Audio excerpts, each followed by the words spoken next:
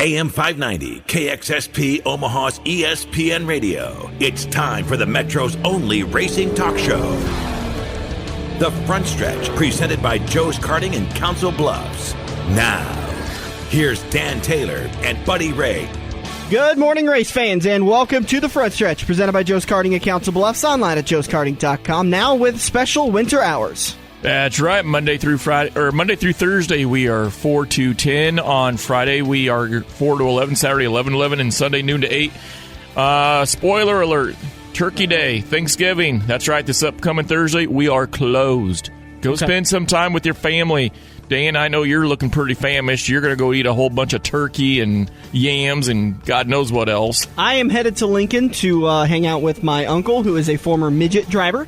The only racing connection I have in my family. The only racing I've ever seen outside of going to I-80 Speedway. My debut at an actual racetrack. I saw my uncle Steve race midgets at the county fair back in Red Oak at Montgomery County Fair. So I'm going to go talk to him about sprint car racing. How long ago was that? I didn't even know Red Oak ever had a midget race.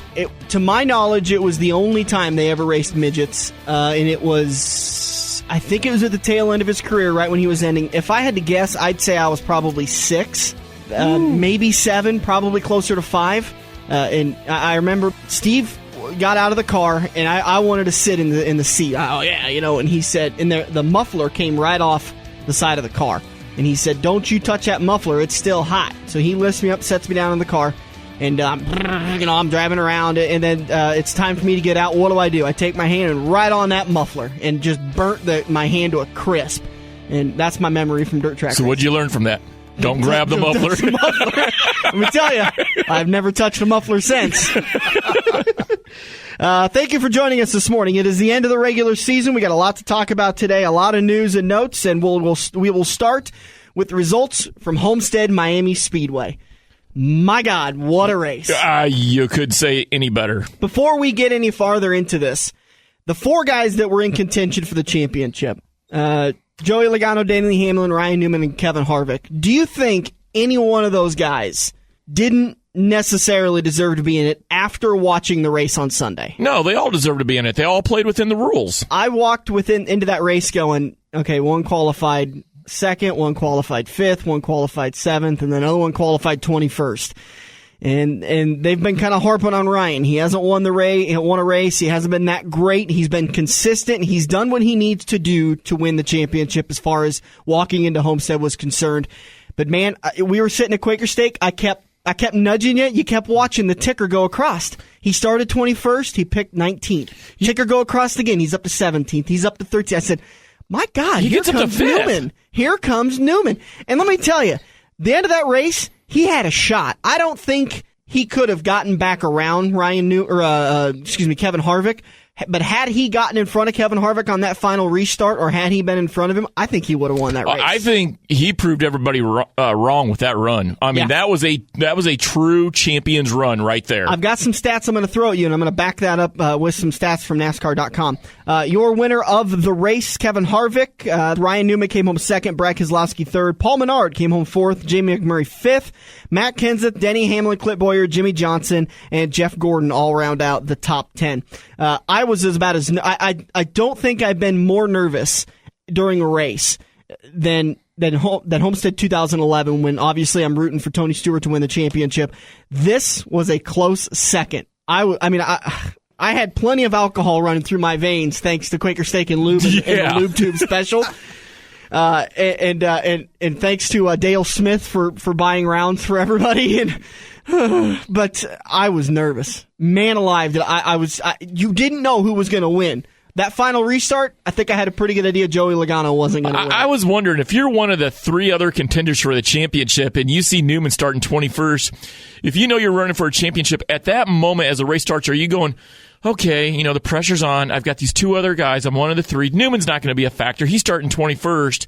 Do you think they were like, my God, what's going on in that car? I don't think so, because so often those guys don't necessarily qualify well. And I know from the truck series and my son that they may have that car set up more for the long term than worrying about how they're going to qualify. And that's Lee Ackerman you hear there talking. Lee's joining us tonight on the show as a special guest to help us out with the Legends of the Dirt Series. Make sure to stick around turns 3 and 4. We're going to talk with Charlie Swartz. Should be a good interview. We'll see how Charlie feels tonight, but that'll be fun. So Lee joining us in studio. Good point there, Lee. And I second that opinion. I think these guys all know that if you're one of the 4 guys in the championship, you never take your eye off of them. You never dismiss them, never say, well, they're never, because frankly, I kind of said it with 18 to go, and Logano had those troubles on pit road. I still didn't want to dismiss Let me ask you this, though. Logano does not have trouble on pit road. Was Logano a stronger threat to Harvick than Newman? Absolutely. I agree. Because Logano came in and was getting 4 tires.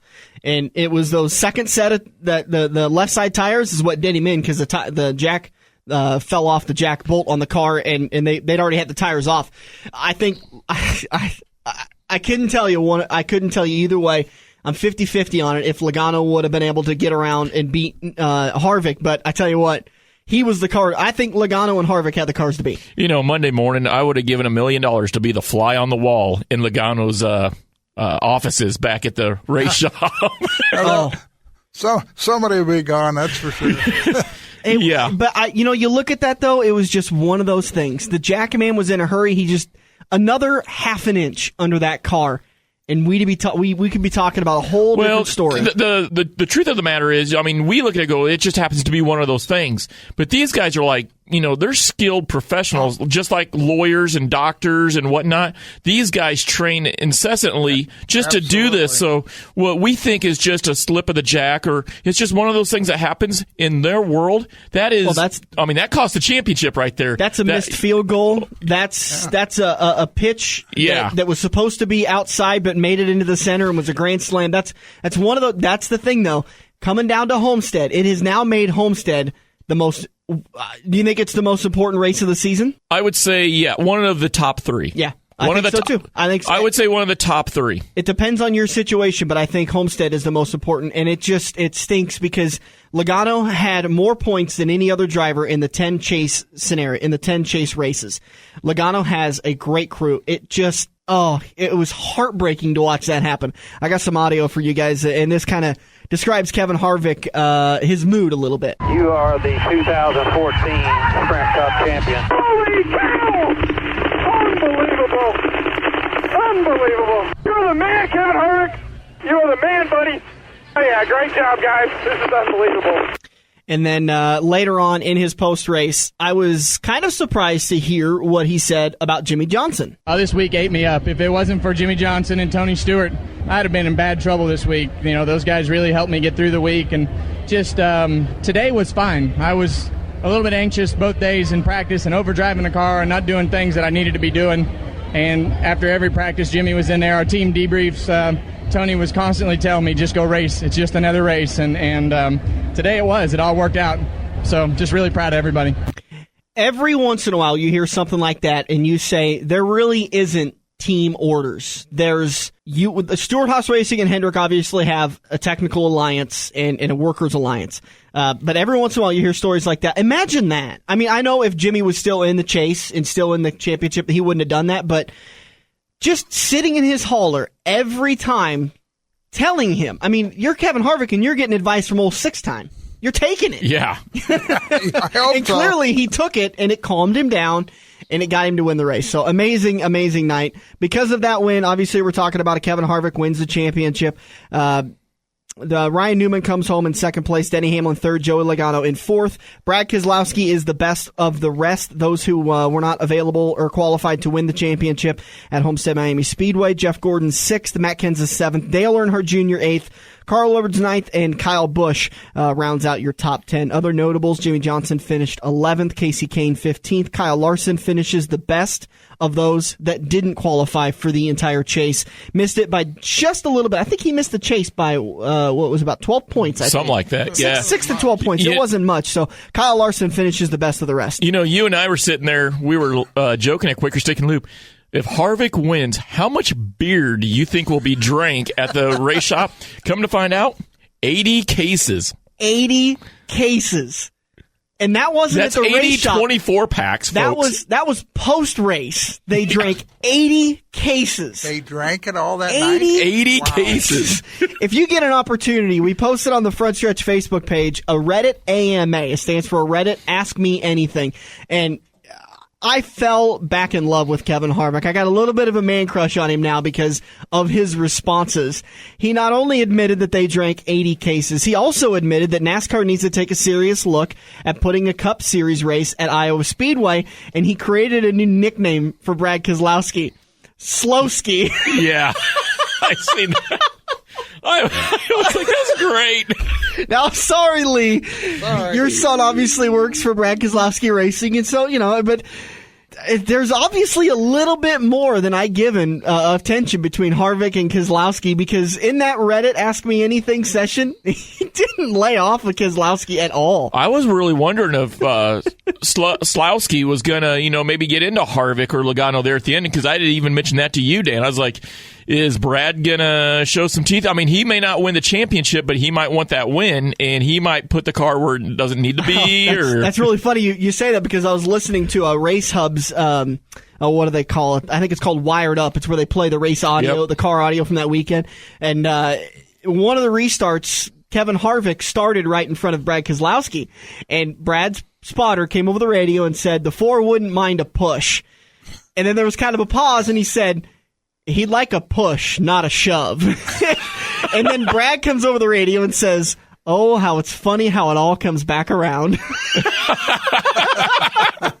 So it's funny that it never ceases to amaze me, and commentators have said this, that when there's a feud between two drivers, they seem to be glued next to each other all race long for the next couple of races. Absolutely. And it's just the funniest thing. But man alive, congratulations to Kevin Harvick. Yep. He has been on a whirlwind tour. He did top 10 with David Letterman. He did ESPN. He's done, all this stuff, winning his first sprint car championship. The one thing I do want to bring up, my Facebook has blown up, Dan, maybe yours too, with all the NASCAR haters. Well, Jeff Gordon got screwed out of another championship, and this is NAS crap. And you know what? These guys, honestly, I got tired of it. These guys went by the rules. They didn't do nothing wrong. You look at college football. This year, we're coming out with a playoff system. Everything evolves. Every major sport has a playoff system. You get down to the dirt track racing. Back when I started racing in the 90s, you got 10 points just for signing up in the pits. All your races in IMCA would get points, and now they scaled back and said, in my division, Sport Mods, I think it's your best 30 out of your first 55 starts count. Mm-hmm. So, it's evolved. They've tweaked it, so a guy from, that's winning races back in the early 90s go, well, it's not really fair today. Well, it is fair. They hold the cards, and we play by their rules. There was nothing wrong.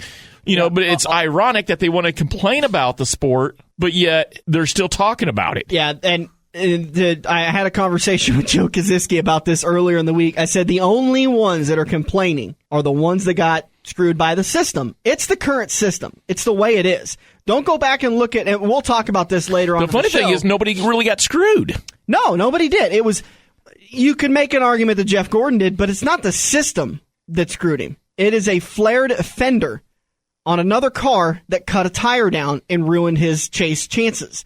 Don't blame the system, because Jeff Gordon wouldn't have won the championship anyways. Joey Logano would have won by 7 points had we used 2013's point structure. So Jeff Gordon didn't get screwed out of any championship. He got screwed out of second place, and he ends up taking home, what was it, sixth? Something like that. Something like that. So, the only people that are complaining are the ones that their driver didn't win the championship, which is a lot of them. And I'll go back. I think I mentioned this on Sunday that years ago, Brian France made a comment about the current qualifying system. This was back when NASCAR had 50 cars qualifying for every race, but only 43 made the race. And Brian France said, no matter what system you lay out, we're only going to have 43 cars in the race. So 7 cars aren't going to like the system. You can't please everybody.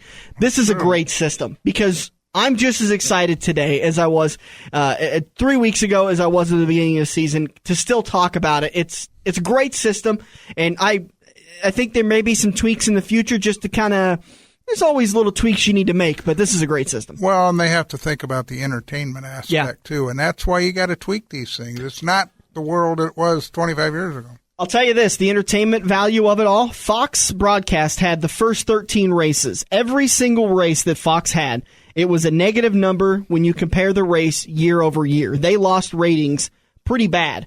TNT had the next 6. They had one positive rating. That was when Dale Jr. won at Pocono. ESPN took the next 14 races. They had 7 races that were in the positive, 2 that were even. So to go to show you that the entertainment value is up, those numbers prove it. So that's where we're at. All right, we're going to take a break. We'll be back. Turn number 2. We'll continue to talk season recap. We'll talk a little bit of news and notes, and then we'll get to the Legends of the Dirt Series in turn number 3 with Charlie Swartz. Hope you can stick around. This is The Front Stretch on AM 590, Omaha's ESPN Radio. This is Andrew from Kaziski Auto Parts. Kaziski Auto Parts is an insurance-quality used parts supplier that can match your foreign or domestic car or truck needs. If you have a damaged or broke-down car or truck, we guarantee a clean and quality part in next-day fashion. Kaziski Auto Parts, your neighborhood premium recycled parts supplier. Call any Kaziski Auto Parts salesman today by dialing 402-731-4592 or visit us at 5040 I Street in Omaha. Kaziski Auto Parts, our quality used parts will match your car or truck's needs. Joe's Karting in Council Bluffs has taken a page out of IMCA's rulebook and gone crate. These brand new low-emission engines will still have you white-knuckling it all through the Metro's fastest indoor facility. Joe's Karting is now friendly for all skill levels with their brand new Honda-powered engines. It's time to get to Joe's today and find out what drivers like Jack Dover, Shaylee Bate, and Andrew Kosiski have known for years. Located in Council Bluffs and online at joeskarting.com. That's karting with a K.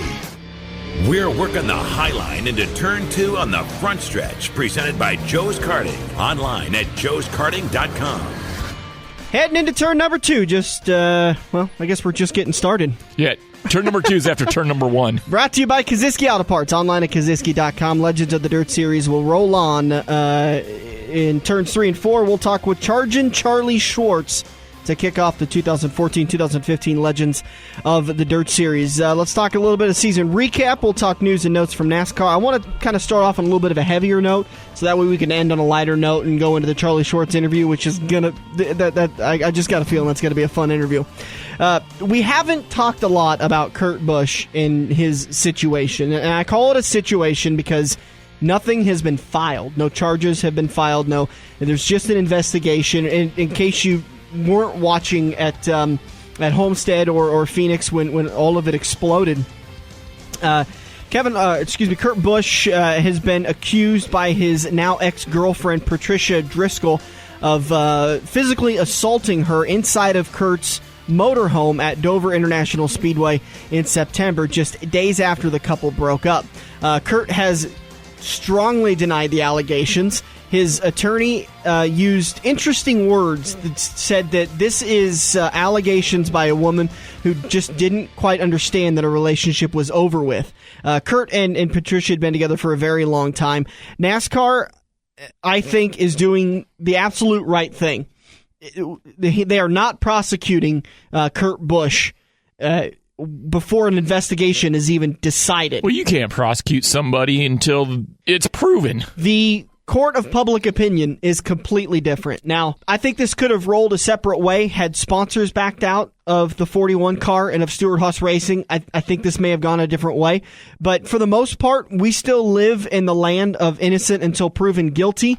And there's a lot of money involved in Kurt Busch racing at Phoenix and Homestead versus Kurt Busch not racing at Homestead and Phoenix. In fact, we can all look back just a few months ago to Tony Stewart deciding not to race for 3 races starting with Watkins Glen. His was his own decision. NASCAR never said you need to sit down. It was Tony's decision to not race, and I think it was the right decision at the time. I think Kurt has been accused of something. We obviously have no idea if it happened or not. No one really knows if it happened or not. No. There's 2 people that probably know if it happened or not. Her and him. There will be an investigation which is being conducted right now. If charges get filed against Kurt Busch and we are in the middle of the season, then I would say yes. Okay, NASCAR, if you feel like you need to suspend him, then you need to suspend him because there's a DA that feels there's enough evidence to create a case.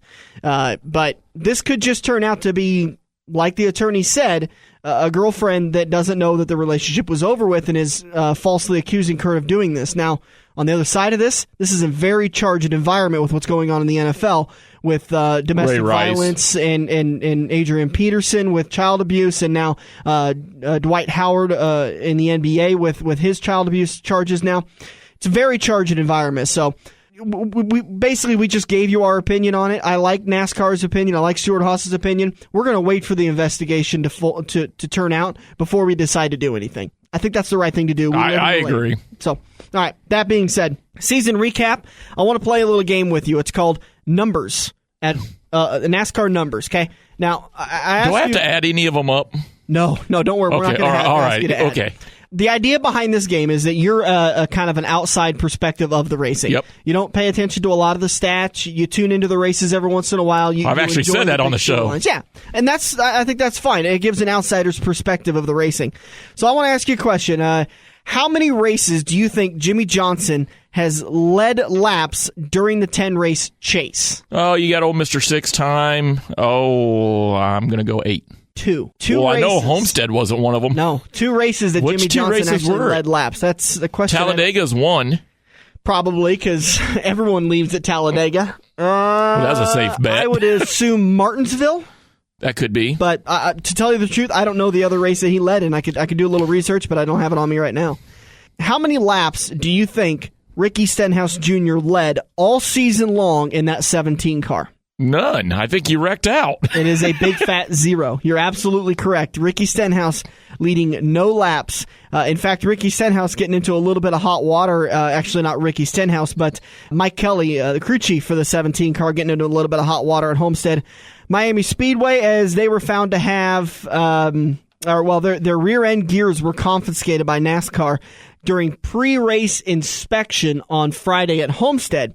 Now, as the time we recorded on Wednesday night, no penalties have been announced, and no one had been notified whether or not penalties would be announced. So the NASCAR taking that rear end back to the Research and Development Center to decide if they're going to be penalizing the 17 team. Typically, that would be a P5 penalty, which would mean a 6-race suspension for the crew chief, $150,000 fine.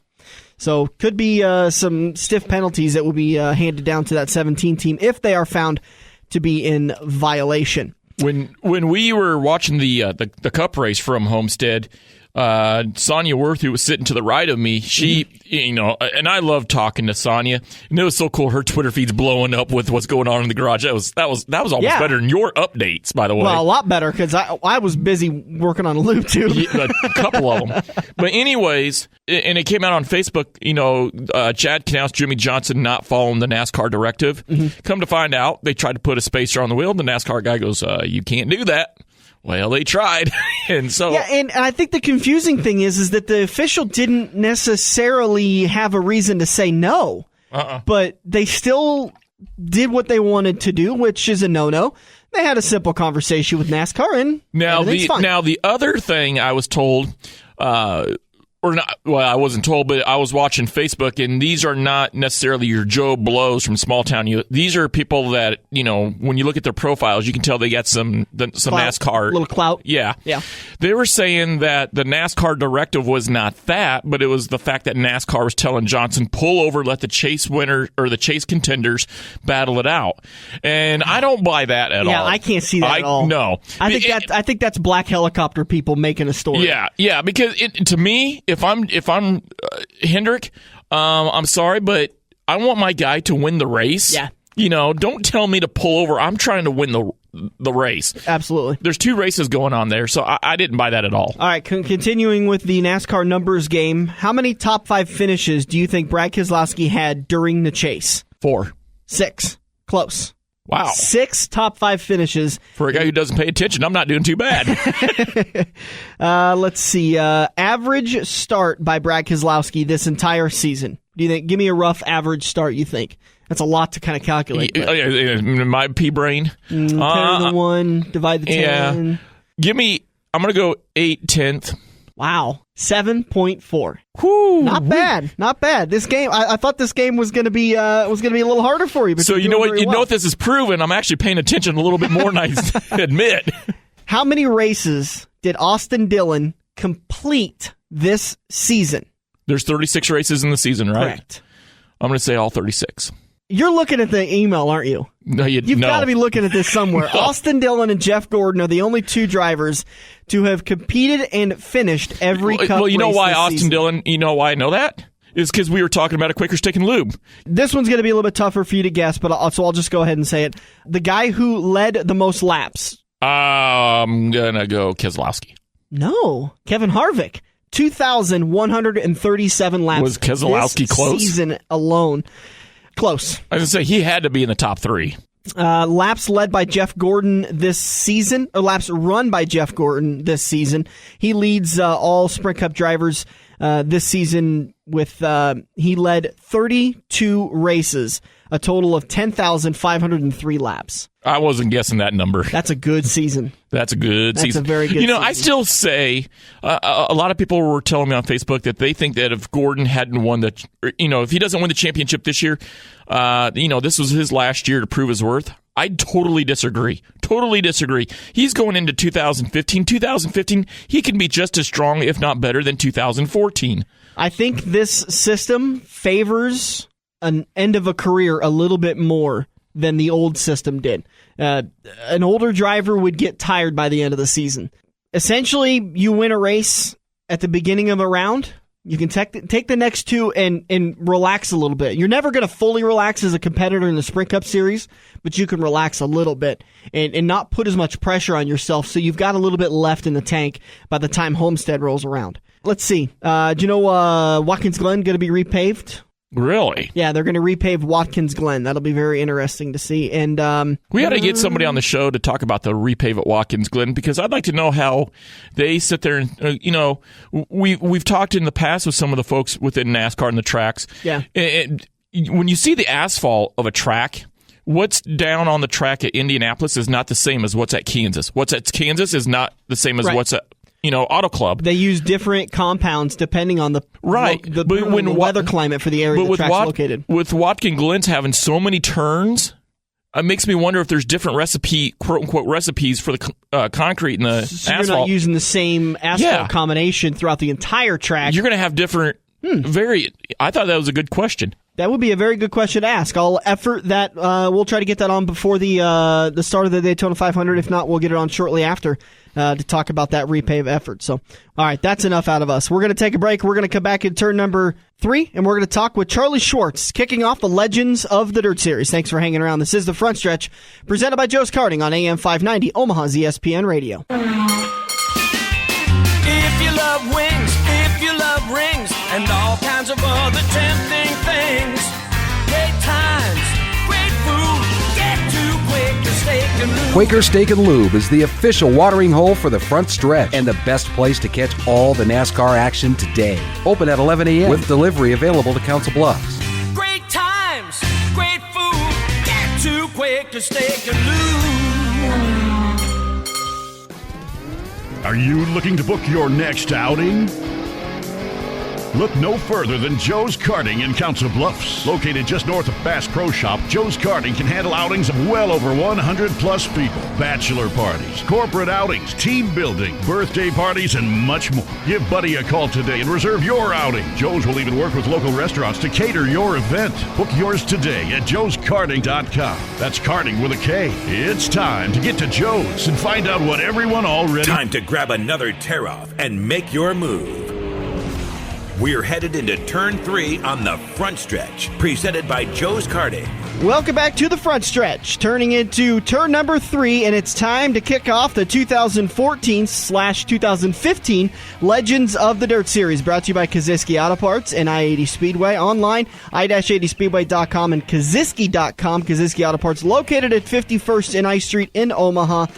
Affordable used parts at an affordable price. Great quality used parts. They come with a warranty, you can get yourself a warranty, and it's the easiest thing you ever had to do.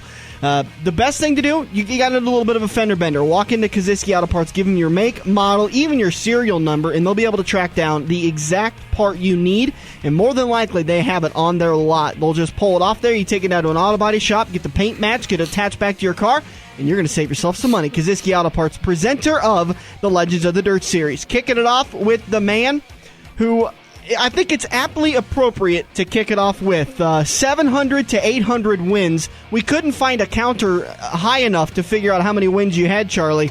Sergeant Charlie Swartz joining us on the show today. Thank you so much, Charlie. Glad to be here. Charlie, let's start off with the beginning of your career. I know it was kind of a family thing. Can you give some people who may not be familiar with the Swartz family racing a little bit of a background of how you guys got into racing? My dad, his name was Audie, and he started in 1949 running the old, what they called hard tops. They were like 34, 35 coops, 39, 40 coops, and sedans. But he started off in that, and of course I went to the races from the time I was about 5 years old with him all the time. I just with him all the time, I guess, racing, and I just... Were you one of the crew members with him helping out, or were you on top of the hauler rooting him on? Well, before, we wasn't allowed in the pits back then, so I had to just, be in the stands yelling for him stuff. But through the week, I did actually help on it from the time I was real little. They'd let me do things, just mess around. And then by the time I was about 11 or 12, well, actually when I was 12, I took over the whole deal that my dad was racing. And what I'm trying to say is he went to work every day, and I took care of the car. You were essentially his crew chief. Yes, and I actually built some engines for him when I was 12, and we ran good. Listen to me, and now hold on. I'm still trying to put a square peg in a round hole, and you're building car engines? I did when I was 12. Well, all through my teens, I built stuff for my dad, I'm 40 years old, and I struggled to get the tire on the car. Man alive, 12 years old. Well, you got a good start on racing then, didn't you? Yes, I did. I actually built an engine for Don Hewitt when I was 12. Hey. Jack Hewitt's dad. So you're building engines. Well, we won't talk about that. That's well, he was 12. Come on. Yeah. It was probably the driver's fault. It was, yeah. If you can remember back when you're 12 years old and you're building engines, what is that like knowing that you're putting an engine at age 12 into a big racer's car and you're out there, beating people with those engines? At that time, I didn't think too much about it, I just thought it was what I was supposed to be doing. And I was building engines and stuff and couldn't go in the pits when we get to the racetrack. I wasn't allowed in. And finally, they started letting me in when I was about 16 or 17, and then they kicked me out for fighting, so... I can't imagine that, Charlie. I didn't last long. Did I read a story right that you were... If you're not the only driver, but you were the first driver or the first person to get kicked out of the pits at Eldora Speedway for fighting? Yes. That's where I got kicked out. No hesitation either. Yes.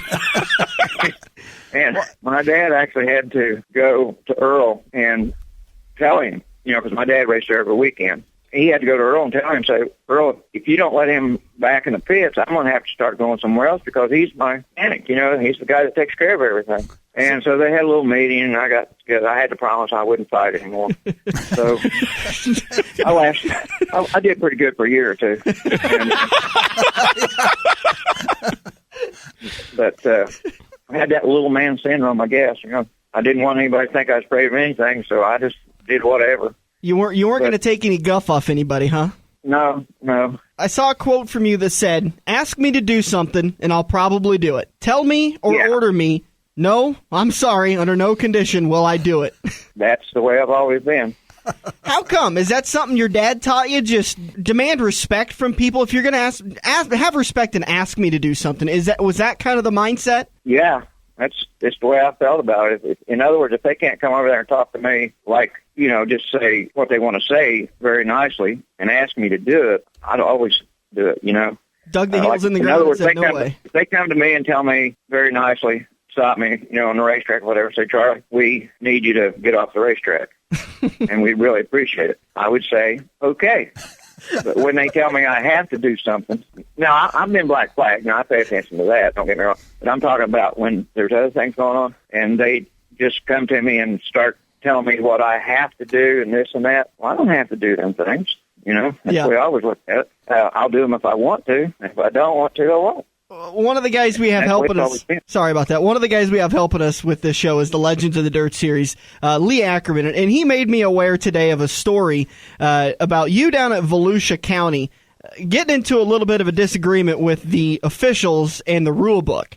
Yeah, that happened. That's when I got all the publicity for staying on top of the car with a jack handle, daring the wrecker drivers to hook to my car. There's one on each end of it trying to hook it up. And I was running back and forth across the car with a jack handle, daring them to put a hook on it. and at the time, I really meant it. I would have, when I would have put a hook on it, I would have hit him with the jack handle across the head, you know. Well, I think you were as polite as you could be. You said, I told one of the record drivers, you hook onto this car and I'm going to hook you in the head. And you later said, no, I don't want to hurt you. You're just a record driver. So he backed off, and the other one came at you, and you said, don't you hook onto me either. I ain't going to hurt you guys. This is between me and the racetrack, but I'll knock your brains out if you touch my race car. That's what I told them. They backed off, you know. And, you know, then that happened another time, too, at my father-in-law's racetrack. They were going to hook onto me and just put me off the racetrack. Well, I didn't get off. You know, we love our fiery drivers. Do you ever think that there was a point that maybe you went on a little too far and you thought, okay, I need to back off and kind of cool down a little bit? No, I've never thought that. Because every time I've ever done that, I felt like I was totally in the right. Mm-hmm. I raced for a living, and when they do things to me like I've actually had done, like disqualify me when I shouldn't have been, mm-hmm. that's taken my living away from me. Because that's all I did. I raced for a living for a long, long time. Yeah. And when they disqualify me for something that was definitely not my fault, I'm going to let them know about it. That's got to be incredibly stressful that your paycheck depends on picking up that extra spot and taking the victory. Well, yeah. How stressful does that get at times? I don't know. I grew up poor, and I just always stayed poor, I guess. It really didn't bother me. I had, several $1,000s taken from me when I knew that I was in the right, mm-hmm. and they knew I was in the right. But there's a lot of, I caused problems, like we used to run the Star Circuit. Well, those guys wanted me at their races, but they didn't want me to do real good. I don't know how to explain that, but I had a lot of things done to me then that I knew was being done on purpose. I just never did back down from it. I let them know about it because this is my living. Yeah. I don't know if I'm supposed to be telling all these stories or not, but we were at Pennsboro back there in about 1996, I think it was. I was driving for Tim Logan, mm-hmm. and we was at the early race of the season that they didn't run every year. In other words, once in a while they would run 3 races a year instead of 2, mm-hmm. and this was in the spring race. And we had just got together, Tim and I, and we didn't even have an air compressor. But we were there, and we bought all new tires and everything. Was getting, I made the feature, went over, and we bought all new tires. But we didn't, it took us a while to get everything done, but we didn't even have an air compressor. And so by the time we got the tires mounted and grooved and things like that, it was about 2 o'clock in the afternoon when they decided to pull a feature out on the racetrack, which was the earliest that I've been going to Pennsboro since in the mid-'60s. And I've never seen a race ever start before like 4 o'clock, Yeah. And a feature. So this time, I'm in the pits trying to get my car ready, and they know that, and they started pulling the feature cars out. And it's only 2 o'clock in the afternoon, and it's never been run that quick before. So what I'm trying to say is they could have waited a few more minutes on me because they knew I was almost ready to go out. Mm-hmm. And if you're not out on the racetrack by the time the last car, pulls out there, if you're still in the pits, they had a rule that you only had like a minute or two, and I needed about 5, Yeah. And so they just went and brought out an alternate, and here I sat. We had spent all the money on our tires and expenses and everything, made the show. They started that without me. Well, they tried to. I didn't think that was the end of the story. Yeah, they tried to. So the very year before, late in the year at Portsmouth, Ohio, Davey Johnson was the points leader, and he was having problems. He had problems in the heat race, and he was going to be picked up in the feature, anyway. But he was having trouble. So they got everybody out on the racetrack lined up, and Davey's still not out there. And they're trying to figure out what to do. And I just finally looked at everybody, and I said, he needs to be waited on. Yeah. Wait on him. And it was about 15 minutes we waited on him. And I was the one that spoke up and said, let's wait on it. That was a star show. The very next race that I went to, a stars race, was that one at Pennsboro, and they did me that way. And I just wasn't going to put up with it. They know that I was the one that said, wait on Davey. Yeah. Well, they would not even wait on me. And so I just took my car and pulled out on the racetrack anyway when they dropped the green flag. I just pulled out in front of everybody. You should have seen them putting on the brakes and stuff. They were getting wild down there. I just pulled out real slow. And, just to prove it, just to show them, hey, I'm here. Yeah. I just went back on the backstretch and sat back there for a little while. And then they'd start to come over there with a wreck or something. I'd just drive on down the other end of the racetrack. And then they'd start to try to come and get me again. I'd drive back up the other way. And I just, you know why I did that? Prove a point that they could have waited on me just a little bit. And if they was in that big a hurry, I'm just going to hold them up till it's 4 o'clock again. Did you ever get an explanation of why they decided to run it early? No, they barred me. Do you think they did it just because they were tired of you winning? I don't know. Huh. I always had trouble with the people that ran stars. Yeah. Because I spoke up. You know how it is. You're not supposed to speak up at all. You're supposed to keep your mouth shut and stand at attention and don't ever say anything. Just whatever they say is it. Well, I've never been that way. You don't need to be in rules, but you need to be fair. You need to be consistent. Yes. And that's the kind of things that makes me upset. And no, I don't regret doing any of that stuff because I know that I was in the right and what was going on, and what I had done the year before for Davey. And actually the owner they put in was Davey's brother, Mike Johnson. I just couldn't see that happening. And so we got our car. Well, this is how much we held them up. Yeah. When they took off around the track was lined up, they were just dropping the green flag, and I'm coming out on the racetrack. So that's how much time they had to wait on me. You know what I mean? Yeah. Like 3 or 4 or 5 minutes, maybe, at the very most, if that much. Mm-hmm. And it just upset me. That's why that I've done the things I've done, things like that. I just stand up for it. And you know what people say is then? They actually say, well, you are making them make rules. Yeah. In other words, that rule they had, they rethought that rule and changed it. They really did. I mean, it's just fair is fair. Yeah. Well, we're talking with Charlie Swartz, part of the Legends of the Dirt Series. We're going to take a quick break, Charlie. We'll be right back, and we'll continue the Legends of the Dirt Series here on the Front Stretch on AM 590, Omaha's ESPN Radio. If you love wings, if you love rings, and all kinds of other tempting things, great times, great food, get to Quaker Steak and Lube. Quaker Steak and Lube is the official watering hole for the Front Stretch and the best place to catch all the NASCAR action today. Open at 11 a.m. with delivery available to Council Bluffs. Great times, great food, get to Quaker Steak and Lube. This week's Young Gun on the Front Stretch is Chantel Bade, driver of the 03 U.S. Army kart at Mini E. Chantel has been racing karts for 8 years, getting her start in Waverly, Nebraska, where she first fell in love with racing by following big sister Shaylee around in the pits. Eventually, she talked her parents into letting her race a kart, and the rest is history. Chantel finished runner-up last year at Mini E in her 03 go-kart and is planning on making this her final year in karts. She wants to follow in the footsteps of her big sister Shaylee by making the move to mini sprints and eventually moving up to a Race Saver 305, hoping that someday she and Shaylee can race against each other in the NASCAR Sprint Cup Series. For now, she's having as much fun as a 14-year-old can, enjoying volleyball, soccer, and cheer in addition to ripping around the track. Make sure to keep your eye out for Chantel Bade in the 03 go-kart at Mini E. She's this week's Young Gun on the Front Stretch.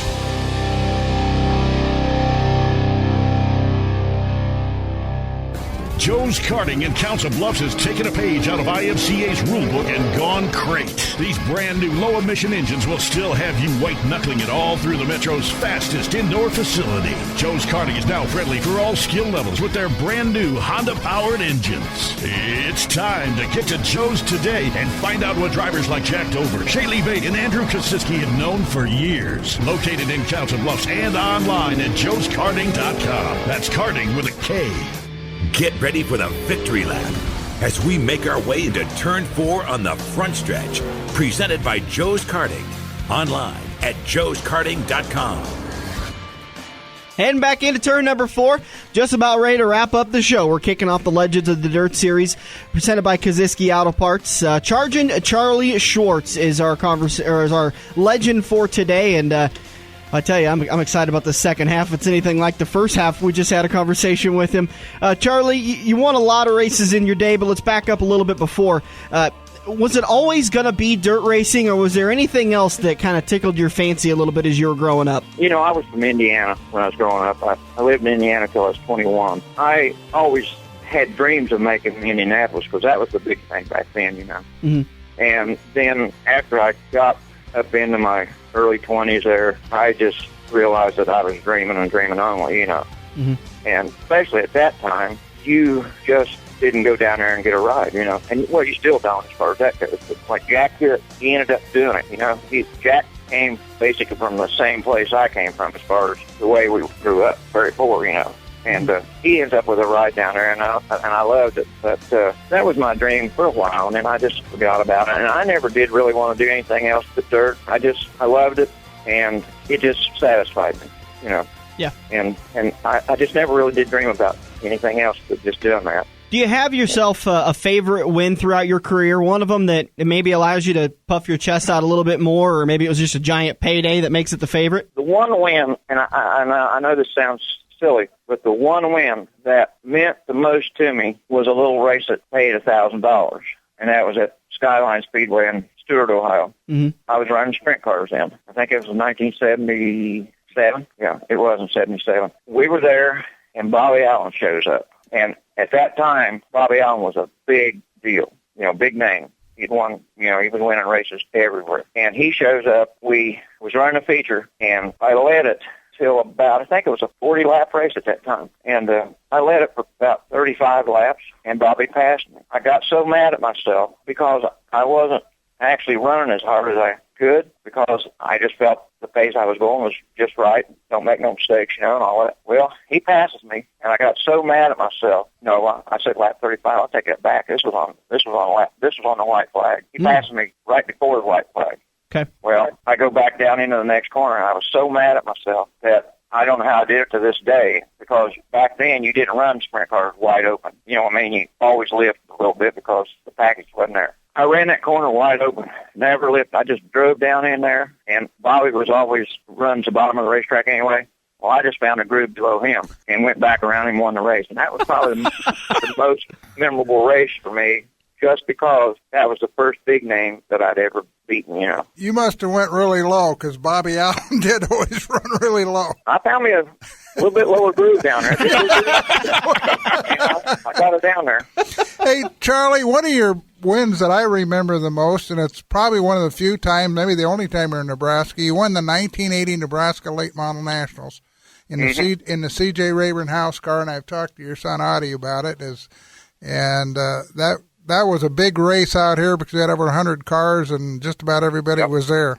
Yeah, I remember that race, and I loved it out there. I never did get a chance to go back anymore, but actually, when we left Nebraska there, we were heading home, and some way, I don't even remember, we must have saw somebody on the road at a truck stop or something, because somebody said they got I think it was like 5,000 to win at Superior, Wisconsin. Oh, yeah, you went up to Superior and won it special. Well, Tom Nesbitt told me that he may have mentioned that to you. That could be. I just can't remember exactly how it was, but we were just planning on going home, and then the next thing you know, we're sitting there at Superior, and we won that deal, and then we headed home. But just things like that, you know, that you don't even know, you know, you're not even planning on or anything, and it just happened, you know. That's the way I've always liked to race, just, you know, half the time not even knowing where I'm going. Well, just as long as you're turning left at the right time, that's all that really matters. Yeah. Hey, you raced sprint cars for several years, and in 1978, you got hurt and switched back to a late model. Had you been considering switching to a late model, or was that injury kind of the deciding factor? The injury didn't have anything to do with it at all. I was wanting to run sprint cars so bad that I could, you know, I mean, I was waiting on a guy that I wanted to drive for to call me, because he had been telling me that he was probably going to call me in the spring, which, you know, I went to Australia that winter, and he told me when I got back home that he'd be calling me. He wanted me to drive for him. Well, you know, I got back, and it was like March, and I kept waiting on him to call me, and he hadn't called. So my father-in-law, which wasn't my father-in-law at that time, he probably wished he had never asked me to race that car. But anyway, he asked me, he said, you want to go to Eldora? I think it was 4,000 or 3,000. I don't remember. He said, it's paying 3,000 a win or something like that. And it was on Sunday afternoon. He said, would you want to go up and run the car? I said, yeah, I don't have anything to do. We'll do that. So we go up there. I remember Rodney was there and Larry Moore. They were in the house cars and stuff at that time. And we come in there with this old homemade deal with my father-in-law's, and we won that thing. And So he says, now, if you don't have to go anywhere, there's a race over Motor 70 over in Pennsylvania paying $5,000 Wednesday night. I said, well, yeah, we'll go if I don't have anything. So anyway, Wednesday comes, I didn't have nothing to drive. So we go over there. I won that thing. And then they had a race that weekend at Charleston, West Virginia, a little track up there. It was paying a couple thousand to win. I won that thing. We went to Portsmouth the next night for $3,000, I think. Not Portsmouth Speedway, but Southern Ohio Speedway in Wheelersburg. Mm-hmm. And I won that thing. And I'm like, wow, this is not bad. I'm winning a lot here. So anyhow, I'm thinking, I've really never made this much money racing before, this quick. And I knew that the NDRA races were coming up, and they were paying like $10,000 a win at that time. And I thought, we might get lucky and win one of them or something, So anyway, I finally get the call from the guy the following week. Says, hey, you ready to go racing? And I said, well, I don't think I'm going to take that deal. I told him what I'd done with the late model. He said, man, stay in that thing. And so, but I also had my eye on something else through that whole deal, because I knew if I left and went and drove that sprint car, that Leslie, I'd never see her again, probably, And Leslie being your wife. Yeah. Yeah. So I had my eye on her, thinking, if I can stay with this ride, one of these days I might be able to. You'll be like Steve Urkel, and you'll just wear her down. Yeah, she was like 21 years old then, and I was about 32, I think. And I thought, never a chance anyway. But anyhow, make a long story short, that's one reason I stayed with it. And we had a good season that year, and that was in 1979. We run fourth in the World 100, holding that stupid thing in gear, because my father-in-law wouldn't buy a transmission for it. We was running 4-speed back then. And I told him, I said, Dave, we're going up there. You need to put a transmission in there. He said, I'm not spending no more money on this thing. It's going up there. It'll be fine. Well, anyway, we couldn't keep it in gear. We had bungee straps on it and everything else, and it'd still keep popping out. So I ran fourth in that thing, and I really felt like I could have won that race, but I had to hold it in gear from the first lap till the 100th lap. Wow. I had to drive that whole race with one hand. And as soon as I would let off of that, take my pressure off that transmission, it would fly out of gear.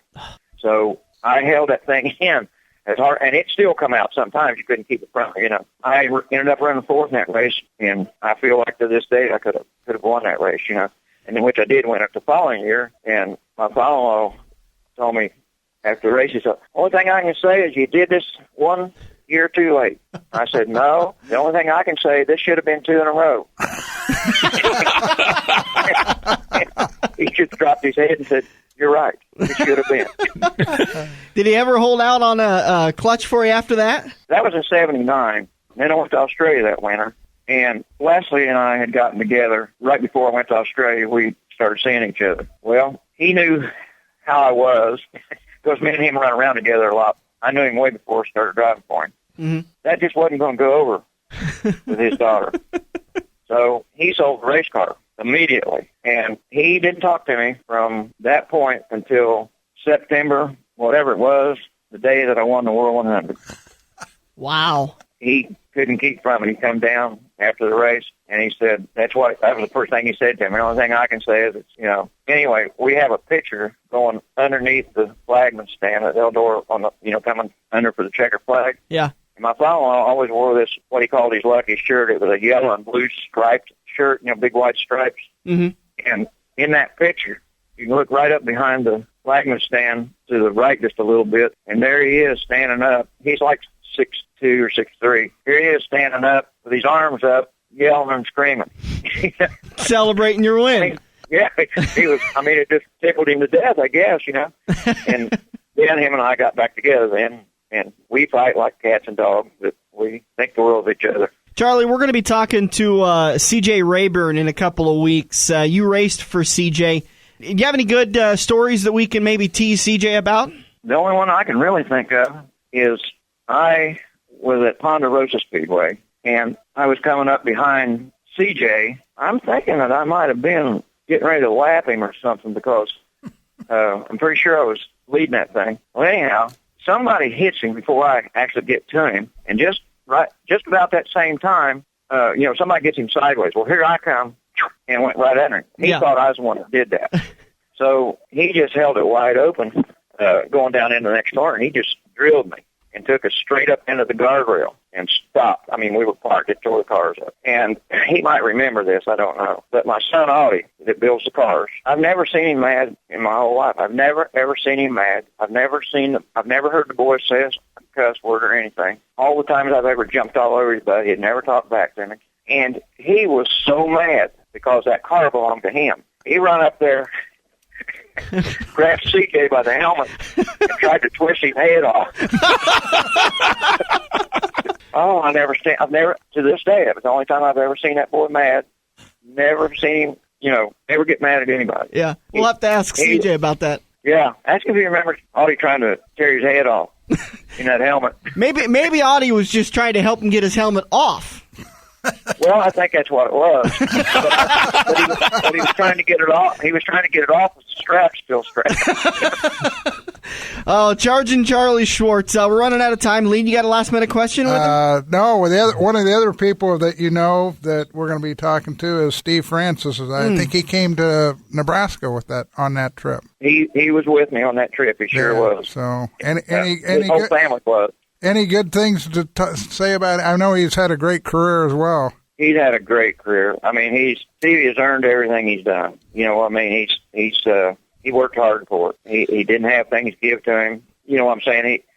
His dad furnished his cars and stuff when he first started and stuff like that. But they weren't the best. You know what I'm saying? They were good cars, but he went right out and started traveling right off the start of his career, and that's what made him get really good. He started running, the World Outlaws was running a late model deal back then, that one season. He went and traveled with that thing the whole year and stuff like that, and he just got good, he started learning about the cars more and setups, and he's just an absolute excellent driver. He really is excellent. We'll let him know you said that. We're going to actually be talking to him next weekend, so we'll let him know that you had the kind words to say. He's really a race driver. I mean, he's a race driver. Charlie, we appreciate your time. We appreciate all the attention you've given the sport over the years, all the storylines you've given Lee to write about, and some of the entertainment value that you've definitely contributed. Thank you so much for joining us for the Legends of the Dirt Series. We appreciate your time. Thanks, Charlie. Thank you. Man, I got a lot of Australia stories I could have told. Well, I'll be calling you. Maybe we'll have to call you back this time next year and do a round 2. Sounds good. All right, thank you. Charlie. Have a good one. All right, you too. Thank you all. Charging Charlie Swartz. I don't hear Charging Charlie. I hear Outlaw Charlie Swartz a lot, Matt. He was definitely an outlaw. I want to back up and say that the reason why he had a crowbar and he was going after a couple of record drivers was because they made a rule that said if the leader gets spun out while leading the race, then the leader gets his spot back. Well, Charlie may have voiced his opinion in the pits before the race and said that's a dumb rule. They go out and race the race. Sure enough, Charlie, leading the race, gets spun out, so they send him to the back. And he said, "You ain't sending me to the back." And he said, "It's in the rule book. You said it in the pits before the race even started that the leader gets back on the lead lap. So that ain't, no, I'm staying on the lead. I'm staying in the lead." And there was a disagreement, and eventually I think Charlie won that. No, I think they disqualified. They DQ'd him? Okay. Lee? Trust me. Now, Dan, you're a track announcer. We're Lee, running out of time here, so. What would you guys think? What do you think would happen if that happened in today's sport? Somebody sitting on top of their car with a crowbar going, no. I think the crowd would go wild. It might be one of the best things that ever happened to the crowd. All right, we got to wrap it up for today. We appreciate you joining us. Thank you to Kaziski Auto Parts for sponsoring the Legends of the Dirt Series. Thank you to Joe's Karting for supporting the Front Stretch all year round as they do. Next weekend, we'll be back with Steve Francis. The following weekend, John Gerloff. We hope you join us all off-season long as we continue the Legends of the Dirt Series. Head over to the Facebook page to get a full list of upcoming interviews for the Legends of the Dirt Series. We'll be back next weekend to do it all again. We have all been there before. Broken car part in your hand and some snot-nosed punk behind the counter has no idea what he is talking about, but he guarantees that this part will fix your car. You pay an arm and a leg for the replacement, get it home, and sure enough, it doesn't fit your car. Now, learn from your mistake and give an experienced salesperson at Kaziski Auto Parts a call today at 402-731-4592. Kaziski Auto Parts will get you back on the road with your arms and legs still attached. Are you looking to book your next outing? Look no further than Joe's Karting in Council Bluffs. Located just north of Bass Pro Shop, Joe's Karting can handle outings of well over 100 plus people. Bachelor parties, corporate outings, team building, birthday parties, and much more. Give Buddy a call today and reserve your outing. Joe's will even work with local restaurants to cater your event. Book yours today at joeskarting.com. That's karting with a K. It's time to get to Joe's and find out what everyone already...